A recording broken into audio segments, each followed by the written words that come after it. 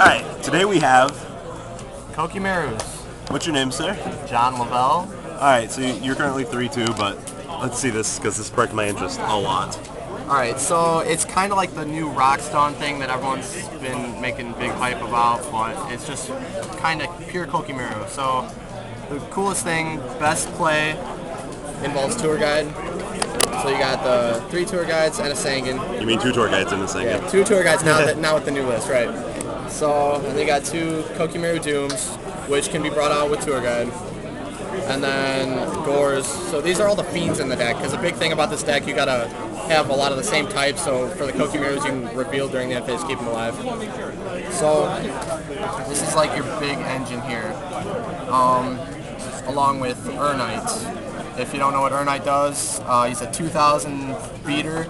You just normal summon him. You have to reveal another Beast Warrior to keep him alive in the end phase. But if you reveal an Iron Core, you can special summon any Meiru 4 or lower from your deck to your field.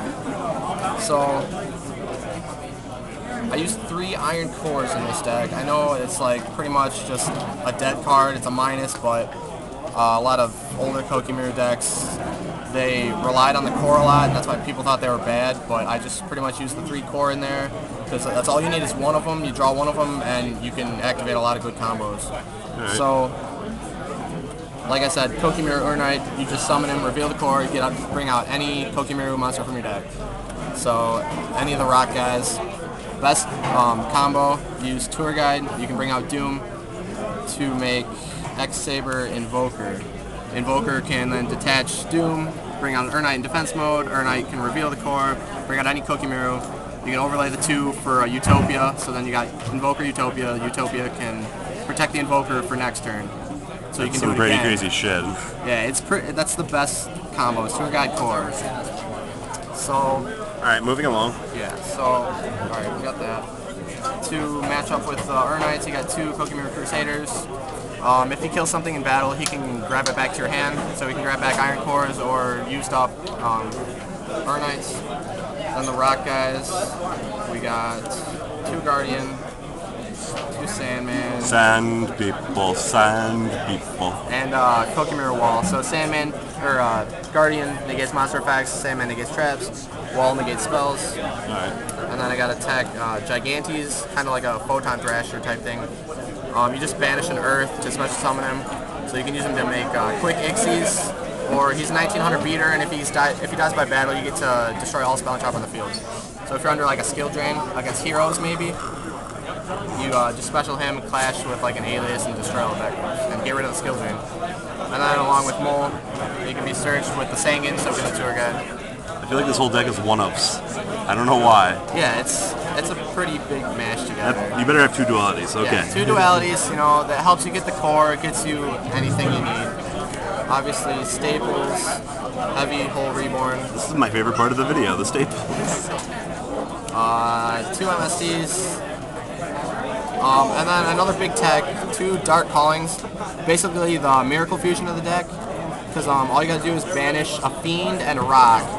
So you got a lot of 1900 rocks, all these rock guys here, so you just banish one of them, and it's either a tour guide or even the Meiru Doom, which got 17 attack, can be brought out with tour guide.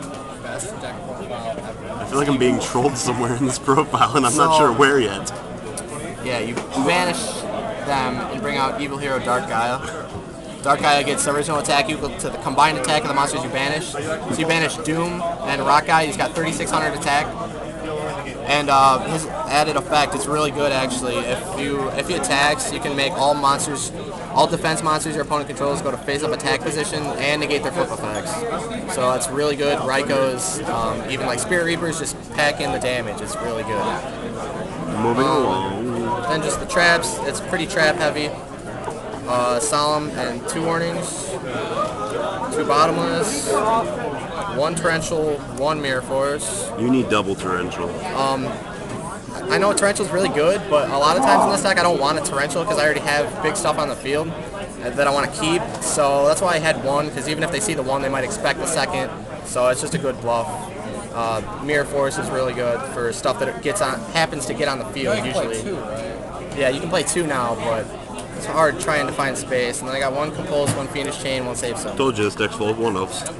Alright, let's see the extra. Great text.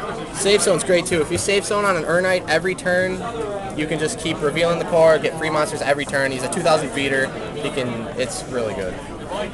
So the extra deck, there's 2 Invokers. You can tour guide twice in this deck because there's like 5. There's the 2 tour guides Sangan and the 2 Dooms, so you can tour guide twice easily. So 2 Invokers just in case. And then obviously some good rank 3s. I'm going to play this deck on Dueling Network tonight and lose horribly. It's fun. It's so fun. But, so yeah, Zenman's Leviair, Leviathan, Acid Golem, Tempo. Leviair is really good too. If you happen to not have the core, but you have maybe a Dark Calling or a Gigantes, so you can banish the rock guys from the grave, and then you can summon the tour guide, and instead of going into Invoker like you normally would if you got the core, you make a Leviair, you detach, you bring back your big rock guy. It's good. Onto the rank 4s. You can I'm not laughing at you. That's the best idea I've heard all week. It's great. So rank 4s, you can make them.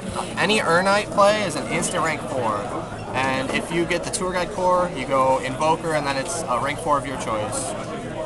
It's usually Utopia, but not always. So you got all the good guys. And then 1 Tech Catastor because I had room, and most of them are level 4, so if you Monster Reborn a Veiler, everyone plays Veiler, so you can make a Catastor. It could get you out of a tight spot. And then obviously the 2 Dark guys for the 2 Dark Callings. They're amazing. Like, nobody expects that. You can, like, beat them down with your rock guys and then, like, get rid of their traps and stuff and then just play a Dark Calling for game. And it's really good. So, what's the side? Alright, so the side deck. Yay, we got to the side. Yeah, I mean, I just threw it together really quick, so you can do what you want. I mean, 2 Max C's for crazy stuff like windups and heretics. 2 Thunder Kings. Best card in the format. Yeah, 1900 beater. Obviously good against heroes, good against a lot of stuff. So, and then 2 Fossil Dynas. Fossil Dyna with this deck is amazing. Especially it's a rock. You can reveal it to keep the rock guys alive, and it's just an amazing card. You got 3-dimensional fissure. This guy knows what's up. Good against Dark Worlds, you know, anything that uses the graveyard a lot. It also stops Veilers and Max C's, so your plays, with your Urnite plays and Tour Guide plays can't be Veilered or anything, can't be stopped. And like I said, if you got the D-Fissure up and you're playing and you use your Rock Guy's effect, you can still use them, but they're banished, and then you can Tour Guide into them with the Leviair. And D-Fissure is just really good. And like, you can still get guys in your grave for Dark Calling by detaching the Ixie's materials, so it doesn't really mess anything up. You can still use Gigantes. And then just the 3rd MST, just in case. I was wondering where that was. Yeah, gotta have 3 MSTs somewhere. Just a D-Prison for anything like heroes and anything that you need it for. And then we got, you can use Gaza Match because they're mainly Earths, and Skill Drains because they're all a bunch of beaters. And the Rock guys can get under the Skill Drains. So. Any final comments? I don't know, like, I've been playing this deck before, you know, all the big Rock Stun stuff came out. It's a little different from Rock Stun. A lot of people might think it's worse because it might not be as consistent, but it's also got a lot of tricks up its sleeve, a lot of big plays that are unexpected, and it's a really fun deck. And go ahead, give it a try and see what you think. All right, sir, I appreciate it. Thank you.